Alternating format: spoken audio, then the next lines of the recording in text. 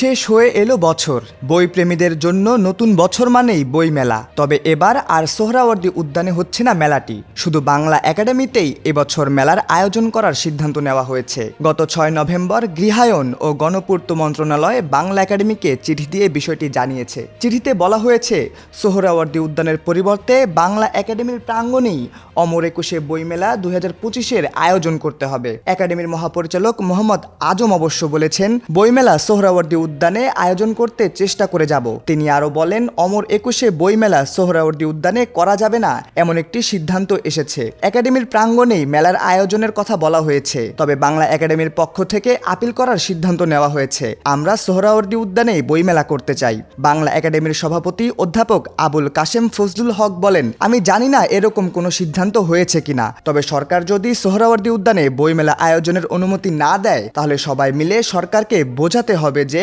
বইমেলা এখানে না হলে গুরুত্ব হারাবে। বইমেলা সোহরাওয়ার্দী উদ্যানে আয়োজন করলেই ভালো। এটি লেখক, প্রকাশক সহ বইমেলা সংশ্লিষ্ট যারা আছেন তারা সবাই মিলে বোঝালে আশা করি সরকার তার সিদ্ধান্ত পাল্টাবে। গত ১ দশক বাংলা একাডেমি ও সোহরাওয়ার্দী উদ্যানে বইমেলার আয়োজন করা হচ্ছে। চলতি বছর বাংলা একাডেমির প্রাঙ্গণ ও সোহরাওয়ার্দী উদ্যানে প্রায় ১১ লাখ বর্গফুট জায়গা জুড়ে এর আয়োজন হয়। এদিকে মেলা সোহরাওয়ার্দী উদ্যানে করার অনুমতি না মিললেও শুধু বাংলা একাডেমি প্রাঙ্গণে জায়গার সংকলন হবে না বলে মনে করেন অনেকে। এমনকি বাংলা একাডেমির সংশ্লিষ্টরাও মনে করছেন মেলা একাডেমি প্রাঙ্গণে সুষ্ঠুভাবে করা যাবে না। তাদের অনেকে এই খবর শুনে সামাজিক যোগাযোগ মাধ্যমে ক্ষোভ প্রকাশ করেছেন। ১৯৭২ সালের ২১শে ফেব্রুয়ারি ভাষা দিবসের অনুষ্ঠানে বাংলা একাডেমির গেটে চট বিছিয়ে বই বিক্রি শুরু করেন প্রকাশক সংস্থা মুক্তধারার প্রতিষ্ঠাতা চিত্তরঞ্জন সাহা। ১৯৭৪ সালে বাংলা একাডেমির ২১শের অনুষ্ঠানমালার সঙ্গে সঙ্গতি রেখে একাডেমির ভিতরে ছোট একটি স্টল স্থাপন করে বই বেচে মুক্তধারা।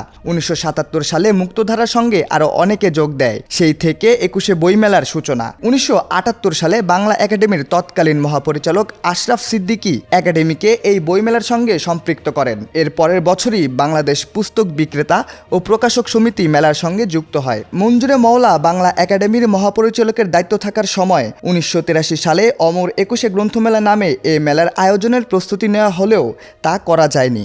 পরের বছর থেকে বাংলা একাডেমির প্রাঙ্গণে সূচনা হয় অমর একুশে গ্রন্থমেলার। ১৯৮৪ সাল থেকে বাংলা একাডেমির সুনির্দিষ্ট নীতিমেলার আলোকে অমর একুশে গ্রন্থমেলা নাম দিয়ে ধারাবাহিকভাবে মেলা পরিচালনা করা হচ্ছে। ২০২১ সাল থেকে মেলার প্রাতিষ্ঠানিক নামকরণ করা হয় অমর একুশে বইমেলা।